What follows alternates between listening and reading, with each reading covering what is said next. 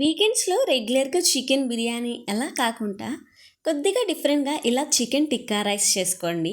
చాలా టేస్టీగా ఉంటుంది. ప్రాసెస్ చూద్దాం రండి. ముందుగా క్లీన్ చేసుకున్న చికెన్‌లో సాల్ట్, అలానే పసుపు మీ కారానికి తగినట్లుగా కొద్దిగా కారము, ధనియా పౌడర్, అలానే కొంచెం గరం మసాలా, అల్లం వెల్లుల్లి పేస్ట్, అలానే కొద్దిగా కసూరి మేతి, ఒక హాఫ్ లెమన్ పిండుకొని, అలానే పెరుగు ఇందులోకి కొద్దిగా గట్టిగా ఉండాలి. అన్నీ వేసుకొని ఇలా ముక్కలకి బాగా పట్టించేసుకొని ఎంతసేపు టైం ఉంటే ఒక 1 అవర్ అలా పక్కన పెట్టేసుకోండి. ఈలోపు ఒక గ్లాస్ బాస్మతి రైస్ని కూడా నానపెట్టుకొని పక్కన పెట్టేసుకోండి.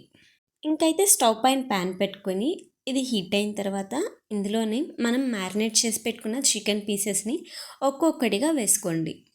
అన్నీ ఒకేసారి వేసేసి ఫ్రై లాగా వేసి కలిపేయకండి. అది టేస్ట్ వేరే ఉంటుంది. ఇలా చేస్తే టేస్ట్ వేరే ఉంటుంది. పీసెస్ అన్నీ ఒక సైడ్ బాగా కాలిన తర్వాత ఇంకో సైడ్లో తిప్పుకోండి.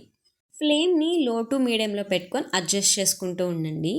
చూడండి, చూసే కూడా ఎంత బాగా వచ్చేసాయో కలర్ మనకి ఇక్కడ. చికెన్లో నుండి మనకి వాటర్ ఉడతాయి కదా, దాంతోనే ఈ చికెన్ పీసెస్ ఉడికి ఇలా ఫ్రై అవ్వాలి. అన్ని 2 సైడ్స్ బాగా ఫ్రై అయిపోయిన తర్వాత పక్కకు తీసేసుకోండి. ఇలాంటి ఫ్రై చేసినప్పుడు కింద మనకి నల్లగా అవుతుంది. ఇది కూడా పక్కకు తీసేసుకొని ఇందులోనే ఇంకొద్దిగా ఆయిల్ వేసుకొని ఆయిల్ హీట్ చేసుకోండి.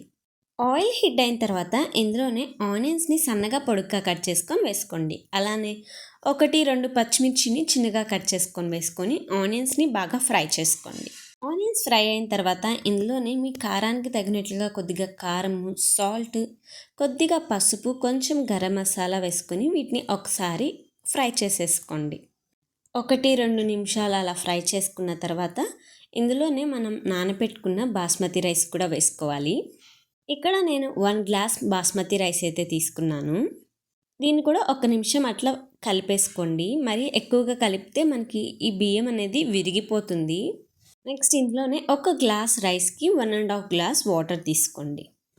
ఒకసారి కలిపేసుకొని సాల్ట్ ఏమన్నా సరిపోకపోతే చెక్ చేసుకొని మూత పెట్టేసుకొని ఉడికించుకోండి. ఫ్లేమ్ని మీడియంలో పెట్టుకోవాలి. మధ్యలో 1-2 సార్లు తీసి ఇలా కలుపుకుంటూ చూసుకోండి. చూడండి, మనకి ఇక్కడ బాగా రైస్ అయితే రెడీ అయిపోయింది. ఇప్పుడు ఫ్లేమ్ని లోలో పెట్టేసుకొని మనం ప్రిపేర్ చేసి పెట్టుకున్న చికెన్ ముక్కలు కూడా ఇందులో వేసేసుకొని మూత పెట్టేసుకోండి. ఒక 5 మినిట్స్ లో ఫ్లేమ్లో పెట్టుకొని తర్వాత స్టవ్ ఆఫ్ చేసేసుకొని ఒక 15 మినిట్స్ అలానే ఉంచుకొని తర్వాత సర్వ్ చేసుకోండి. అంతే అండి, ట్రై చేసేయండి. ట్రై చేస్తే ఎలా వచ్చిందో కమెంట్ చేసి ఛానల్ని సబ్స్క్రైబ్ చేసుకోండి. Thank you.